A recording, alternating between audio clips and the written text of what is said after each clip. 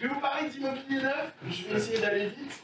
Donc j'ai 26 ans, je suis marié, j'ai 3 enfants, je fais de la gestion de patrimoine depuis 2011.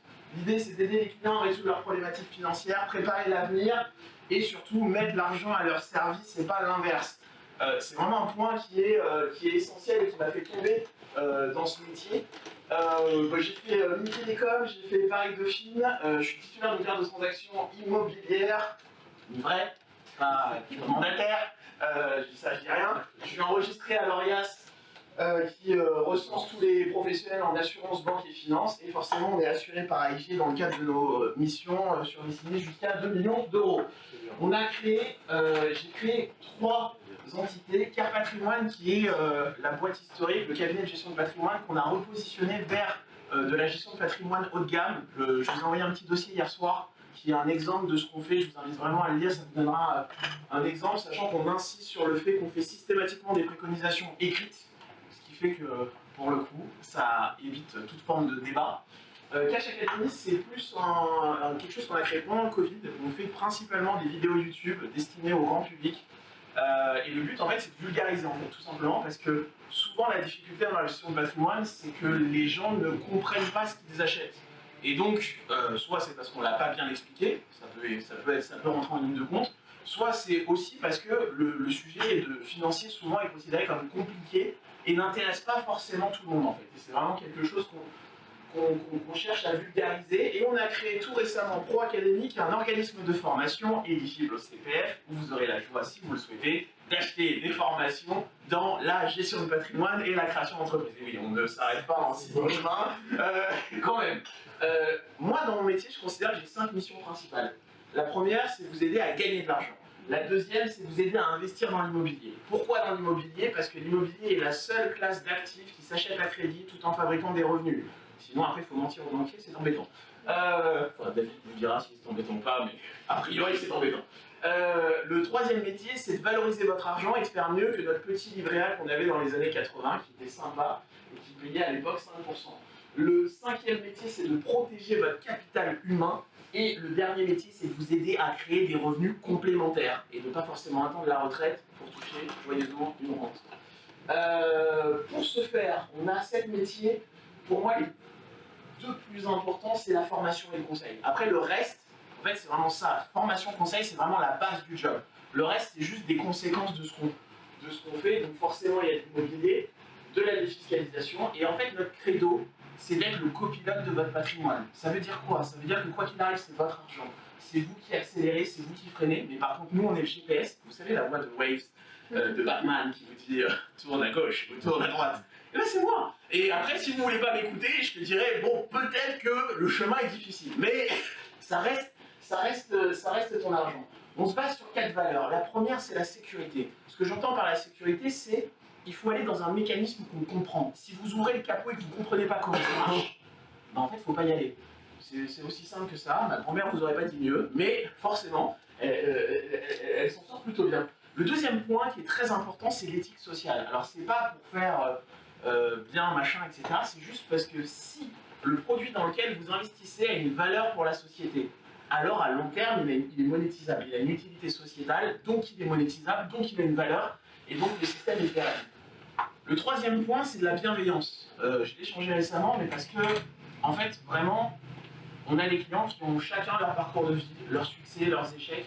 Je ne suis pas là pour les juger, je ne suis pas là pour les comparer, je suis là pour les aider à trouver une solution qui leur permet d'avancer, même si des fois, quand la personne te dit qu'elle a touché tous les ans 30 000 balles et qu'elle a oublié de déclarer et que les impôts sont méchants, bon, ça se discute. Mais voilà. Et le dernier point, c'est de vous aider à trouver des solutions qui sont un petit peu plus rentables que ce qu'on peut trouver dans le marché traditionnel. Je vous ai mis une image avant d'attaquer sur l'immobilier en vous disant juste qu'en fonction des phases où vous êtes dans votre vie, vous avez normalement, par rapport à votre patrimoine, au début le besoin d'épargner, ensuite de capitaliser, ensuite d'investir, ensuite de diversifier, d'optimiser, ensuite de sécuriser et de distribuer, et enfin de transmettre. Et ça, c'est vraiment, si vous voulez, ce qu'il faut avoir en tête, tout en ayant en tête que l'immobilier peut vous aider à capitaliser, peut vous aider à investir, peut vous aider à diversifier, à optimiser, peut vous aider à sécuriser et à distribuer, et peut même vous aider à transmettre. C'est juste qu'à l'intérieur de ça, c'est des mécanismes différents, et donc forcément, si vous m'expliquez que vous faites un monument historique pour capitaliser, c'est compliqué. C'est vachement bien le monument historique, j'adore, il y a des belles pierres, c'est très bien, mais c'est surtout pas pour capitaliser. Aujourd'hui, pourquoi je voulais vous parler d'immobilier neuf? Parce que l'immobilier neuf, c'est un super mécanisme où les frais de notaire sont réduits, voire offerts. D'habitude, on paye 7,5 de frais de notaire. Naturellement, tout ne va pas dans la poche du notaire, Julie vous le dira bien mieux que moi. Et dans le neuf, c'est 2,5. Donc c'est 5 points de moins, voire des fois, c'est pris en charge par le promoteur. Le deuxième point, quand vous achetez dans le neuf en résidence principale, c'est que vous pouvez avoir de la TVA réduite. Au lieu d'être sur une TVA à 20%, vous êtes sur une TVA à 5,5. Cette semaine, j'ai une cliente qui a acheté à Carrière sous Poissy. Au lieu de payer 212 000 euros, elle a payé 186. Donc quand vous n'avez pas un gros budget, c'est quand même intéressant. Le troisième point, c'est que vous pouvez acheter sur plan et donc vous pouvez personnaliser votre appartement à votre convenance. Et bien sûr, au-delà des normes énergétiques, il y a toutes les normes pour les handicapés qui sont respectées, ce qui permet d'avoir des logements où des fois on trouve que les toilettes sont très grands et la salle de bain aussi, mais ça permet de faire un cercle avec son fauteuil. Le quatrième point, cher à Pedro, le diagnostic énergétique, merci, où en théorie les logements sont A, en pratique je n'ai pas vérifié. Le cinquième point, c'est l'absence de travaux généralement pendant une quinzaine d'années. Et le dernier point, c'est qu'en fonction du mécanisme, vous avez la choix de faire un peu de défiscalisation. Je vous le rappelle, la défiscalisation, c'est pas un cadeau fiscal, c'est parce que vous aidez l'État à remplir une mission de service public. Et donc l'État, en échange de ça, vous octroie un avantage. Mais c'est vraiment ça qu'il faut avoir en tête. Si vous le faites en vous disant « chouette, je ne vais plus jamais payer d'impôts », non, en fait, vous les payez, mais c'est autrement. C'est vraiment ça l'idée. Alors, généralement, dans l'immobilier neuf, on a 3 objectifs recherchés. Le premier, trouver sa résidence principale. Là, c'est des choses que j'ai vendues à Clamart, sur le site du Panorama. Le deuxième point, généralement, c'est capitaliser, notamment via la loi Pinel. Si vous faites une loi Pinel pour défiscaliser, vous n'avez rien compris. Par contre, si vous faites une loi Pinel pour capitaliser, c'est une super bonne idée parce qu'effectivement, en mettant 44 euros par mois, vous pouvez vous retrouver dans 10 ans avec 73 000 euros. Si vous arrivez à faire ça avec un livret A, voilà, franchement, montrez-moi, je signe tout de suite dans cette banque. Le dernier point, c'est que ça peut vous aider à distribuer du revenu complémentaire en vous garantissant 4% de rentabilité pendant 18 ans. Et ça aussi, c'est des choses qu'on ne peut pas forcément faire avec d'autres secteurs. Le piège, c'est quoi? Le piège, c'est l'emplacement. Parce que des fois, vous avez la personne qui vous dit « j'ai acheté à Nice ». Et quand tu regardes la ville précise, c'est pas du tout Nice. C'est effectivement à 10 minutes de Nice. Mais c'est dans un coin où tu as payé le prix de Nice, à 10 minutes de Nice, sans transport et sans visibilité. Et là, c'est compliqué. Le deuxième piège, effectivement, c'est le prix.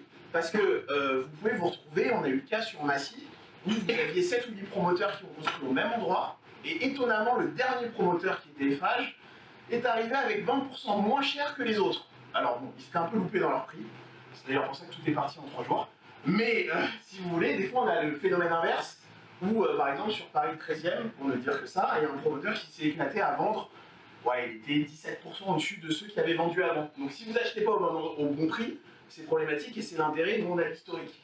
Le dernier point, c'est le process, parce que vous pouvez vous retrouver avec des fois, est-ce que c'est actable, pas actable, est-ce que le permis est purgé, pas purgé, et des fois vous vous engagez dans des trucs qui finalement sont décalés dans le temps, parce que le travail n'avait pas été fait. Alors comment on peut vous aider?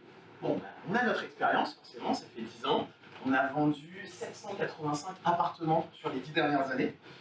Pour le coup. Le deuxième, c'est on est en partenariat avec plein de promoteurs avec qui on a des contrats qui sont assez précis. Et le dernier, on a mis en place sur notre site un petit comparateur qui vous permet d'avoir accès à 38 000 lots sur 3700 programmes un peu partout en France. Alors, ça se présente comme ça. Et en fait, ce qu'on a fait dans le comparateur, il me reste combien de temps? Il reste 1 minute. Ok. Donc, ce qu'on a fait dans le comparateur, c'est qu'on a rajouté des critères de notation. C'est-à-dire que là, vous avez un bien sur Bussy-Saint-Georges avec tout le descriptif, et ensuite on vous explique la rentabilité locative comparée au national, le potentiel de plus-value, la facilité de revente, et on le fait sur tous les programmes qu'on propose. Et on s'intéresse à la sécurité locative et à l'attractivité du quartier avec bien sûr le plan. Et en fait, ça permet, si vous voulez, d'avoir une vision objective et de choisir de façon objective ce qui vous intéresse sans que moi je vous dise c'est ça qui est bien ou pas. On peut comparer directement sur le site plusieurs programmes, et puis là, je vous montre un exemple, c'est un client qui a signé ça sur Otis, à côté d'Orly. Donc, avec 44 euros par mois en net, il est à 57 000 euros de valeur créée. C'est un truc de Immobel, pour le coup. C'est un petit studio, enfin voilà, globalement, où vous sort les simulations avec le détail, où c'est mis en location, et lui, ça lui coûte tous les mois 44 €. Voilà un petit peu ce que je voulais vous dire. Est-ce que vous avez des questions? Oui, Julie. Est-ce que tu peux expliquer la différence, parce que tu as parlé du Pinel et tu as dit que effectivement le Pinel pour défiscaliser c'était pas forcément le bon plan, par contre pour capitaliser oui. Ouais. Et donc du coup est-ce que tu peux faire la différence, tu peux exposer la différence entre l'épargne, la défisque et la capitalisation? Ouais, bien sûr. Alors quand tu épargnes, c'est vraiment l'action de dire je mets 100 € de côté tous les mois sur un compte, et en fait on reste sur une logique de liquidité, c'est-à-dire que c'est vraiment c'est de l'argent que tu peux retirer presque du jour au lendemain.